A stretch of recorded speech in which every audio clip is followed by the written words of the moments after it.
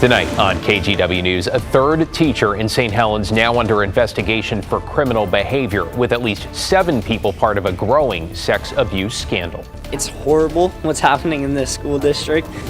Plus, authorities in Washington County sound the alarm about a string of home break-ins, the one thing they all have in common. Then, I know enough people that were a hell no. Matt Gaetz steps aside, and the president-elect wastes no time why his new pick for AG is also facing some scrutiny. And later, the winter weather mistake over a dozen drivers made that got them stranded and stuck waiting for rescue.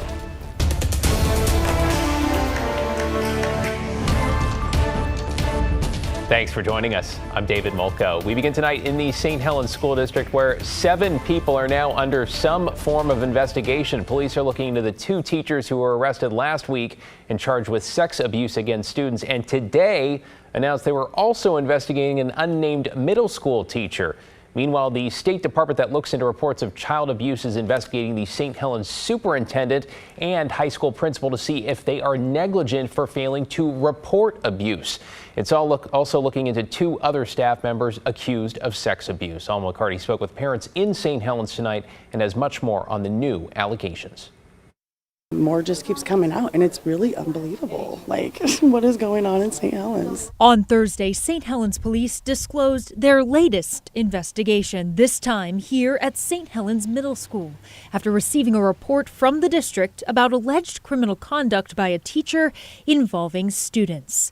That teacher has since been placed on administrative leave. I believe it's a good thing, but I think it's late. It's too late. Tommy Biden, a middle school parent, says over the last several days, she's lost trust in the district. This most recent report pushing her closer to pulling her students out of school. I think that they should always take even the smallest complaint seriously, because chances are there's more than one kid that's something's happening to. They just need to listen more. Welcome to this meeting of the St. Helens School Board. During a very brief and virtual board meeting, the vice chair acknowledged the crisis the school community is experiencing and encouraged anyone with ongoing concerns to get in touch with police or report anonymously through Safe Oregon or Oregon's child abuse hotline. Our students rely on the adults in our schools to ensure a safe, welcoming school environment. Their well-being is our highest priority. Meantime, a group of parents met at the public library to talk next steps when it comes to continuing protest efforts and keeping kids safe in schools. We can't back down. The kids need us. At this point, the parents have to step up, and I think that a lot of us feel like it's our turn now. They're demanding accountability given the years-long allegations against 2 teachers arrested last week for alleged sex abuse and the new information that 5 additional educators in the district are under investigation by police or Oregon's Department of Human Services. There's just no excuse as a mandatory reporter, a human being, a parent, a teacher. There's just no reason. That's my personal opinion. There's just no reason to not be reporting child abuse, sex abuse. Current students also pushing to make a change. We need all the support we can get because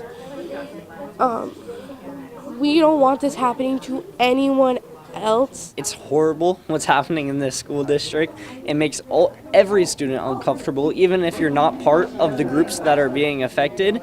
It really gets everyone. The St. Helens School superintendent and high school principal are both on paid administrative leave. The school board expects to name a new acting superintendent at another meeting next Monday. David? It somehow feels that there is much more to come here. Thank you, Alma. Developing tonight, detectives in Washington County are looking into a string of recent home break-ins that appear to have something in common. Catherine Cook has the warning from police. Across Washington County, a rash of targeted home break-ins. 911, do you need police, fire, medical? Police say all the victims are affluent Asian Americans. They've seen 10 cases since late September, including 4 in Tigard. To have this many with these commonalities is definitely unusual. Tigard Police PIO Kelsey Anderson says officers have been busy interviewing victims and neighbors. They're teaming up with Beaverton Police and the Washington County Sheriff's Office, along with state and federal law enforcement on these cases. Working to gather more information and just learn more to see if there might be something else that's connecting these folks or that might be the reason that they are specifically being targeted. Anderson says in all but one case, the suspect or suspects broke in when no one was home. In that one exception, the homeowner wasn't hurt. Investigators note the suspects may be doing surveillance on homes they plan to target to learn when a homeowner might be gone. Hopefully send out a message that helps people be a little more vigilant. At this point, investigators haven't released any kind of suspect descriptions. Anyone with information on these break-ins is asked to call the non-emergency dispatch line. That number is 503-629-0111. David. Catherine Cook in the newsroom. Thank you so much, Catherine. To get you caught up on tonight's other headlines now, in Clark County, 2 suspects who authorities believe are connected to more than 10 bank robberies have now gone before a judge. Andrew Beckman and Amira Askew are charged with first-degree robbery after detectives say they stole about $8,000 from the Umpqua Bank in Salmon Creek. At the couple's battleground home, investigators say they found a jacket and a headband matching what the 2 wore in surveillance photos. Detectives say they also found a note that read, "This is a robbery. I have a gun. Empty your till." Police say an anonymous tip led to their arrest.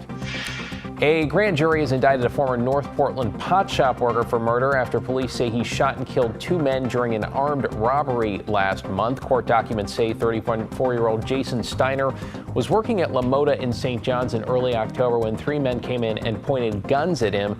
Steiner says he told the men they could, quote unquote, take the store. He allegedly walked outside, then returned to the drive-up window and fired, killing 2 men inside. Steiner pleaded not guilty. And classes in the Albany School District are once again canceled tomorrow as the teacher strike extends into a second week, with families gathering signatures for a petition calling on the entire school board to resign. The whole community is thinking this is not working and we need to make a really big change. Meanwhile, the union and the district have indicated they have made progress on some key points. One of the areas still under consideration, though, the amount of prep time given to teachers. Multnomah County has released its 5-year general fund forecast, and the numbers aren't looking good. During this week's board meeting, the county announced it is facing a $21.2 million deficit in its general fund for the next fiscal year. County economist Jeff Renfro points to a drop in expected property tax revenue, saying many property owners are having trouble renting out space and selling buildings for a lower value than they were pre-pandemic. Because of the decline in downtown property values, our property tax revenue growth has been so low, it's just not supporting the continuation of some of this programming. We've come out of this period of high inflation that really increased our expenses, and our most important revenue source, which we need to grow at a certain pace to continue to cover that, just is not doing that.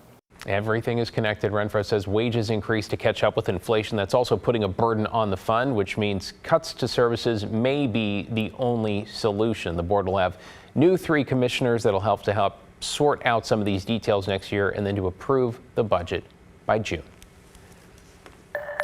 You're watching KGW News. Still to come at 11. Goodbye, Matt Gaetz. Hello, Pam Bondi. The latest on the president-elect's new pick for AG and another nominee that could face an uphill battle. Plus, rescue crews forced to pull multiple drivers off a snowy Oregon back road as their GPS leads them into treacherous conditions. Matt? Yeah, don't rely on those GPS when it comes to the back roads, right? We've got more rain rolling in right now. In fact, it's heavy down to the south and west. It will be a wet night and morning. And then there's the wind to talk about. That's going to come up too. But for now, here's the ski report.